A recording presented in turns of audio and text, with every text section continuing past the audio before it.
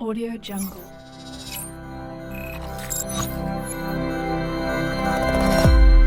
Audio Jungle.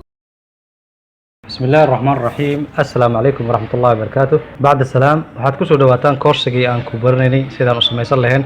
website lacag la'aan anigoona wax kood aan qorin casharkan waa casharkii 18aad waxaanu ku qaadanaynaa qaabka aan website-keena ugu soo darsan lahayn notification bell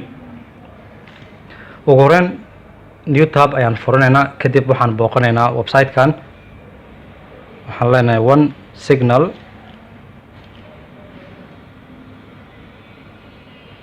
one signal markaad aadid kadib .com ayaan leenahay hal mar control enter iska qabto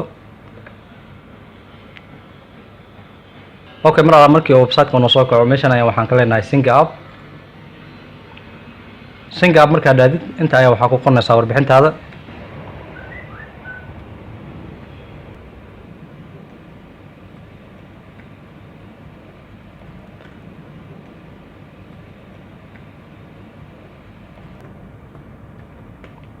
kadib company-gan waxaan iskaga bixinaynaa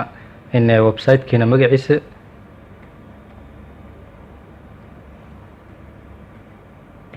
kadib waxaan leenahay create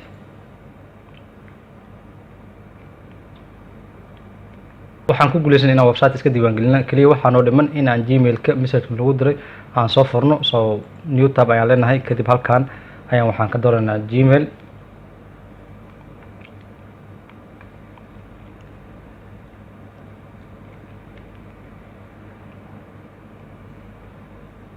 gmail markaad doortid waxaad furaysaa in fariinta kaaga timid website-ka one signal open ayaan leenahay kadib meesha click to confirm ayaan kala gareynaynaa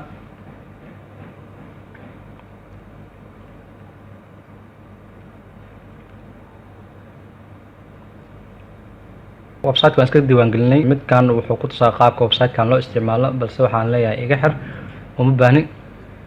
meeshaan ay ku qoran tahay new app website ayaan kala gareynaynaa markii aan xagga aan kala gareeyo inta ayaan waxaan ku qoraynaa magaca website-keena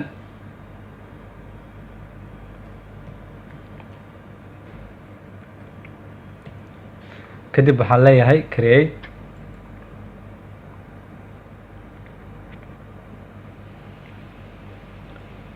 waan create gareynay kadib inta ayaan waxaan ka dooranaynaa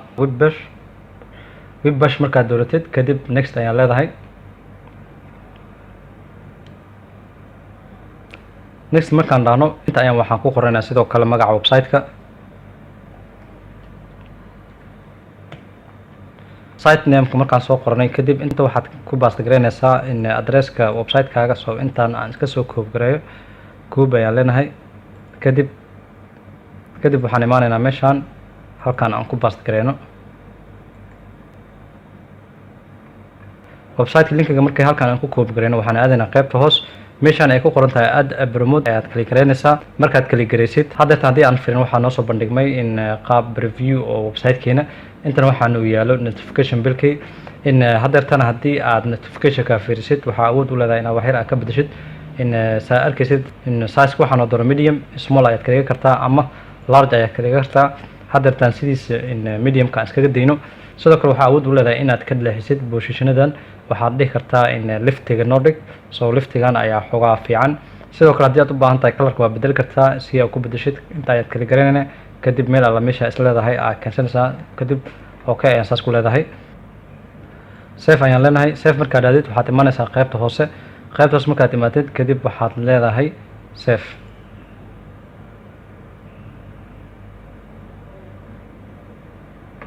haddeetan waan safe garaynay in intana waxaa noo soo baxay koodkii noo suuragelin lahaa in uu website-keena lahaado notification bill soo koodkaas ayaan koob garinaynaa koob ayaan leenahay website-ka waxaan tagaynaa qaybta server site kadib waxaan aadaynaa theme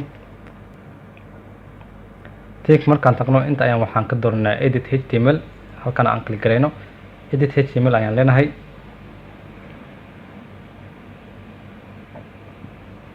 qaybta ugu koreyso oo header-ka ayaan raadinaynaa marka waxaan leenahay control f firstly koodka aan kala gareyno kadib meeshan ayaan waxaan ku dul leenahay control f inta ayaan waxaan qoraynaa header enter ayaan leenahay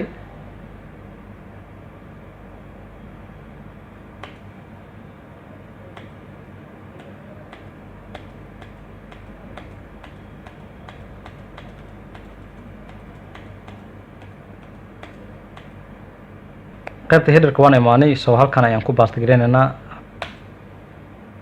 markaan ku paste gareysid halkan ayaa waxaad leedahay save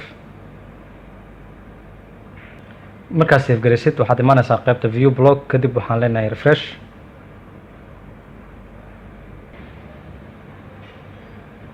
markaan dhahnay waxaan ku guuleysnay inaan notification bill aan website-keena kusoo darsano haddeetan haddii aan tijaabino waxaan leenahay noo kala garay markii aan kala garayno wuxuu noo soo bandhigay warbixintaasoo nagu weydiinaya inaan ogon lahay website-kan inaan notification aan ka helno so continue ayaa leedahay continue markaa dhaadid kadib allow ayaa leedahay haddeertaan website-keena wax alaal wix lasoo dhigo qofka notification billkan ku dhufto in automatically boostyada hore ayuu ka arki doonaa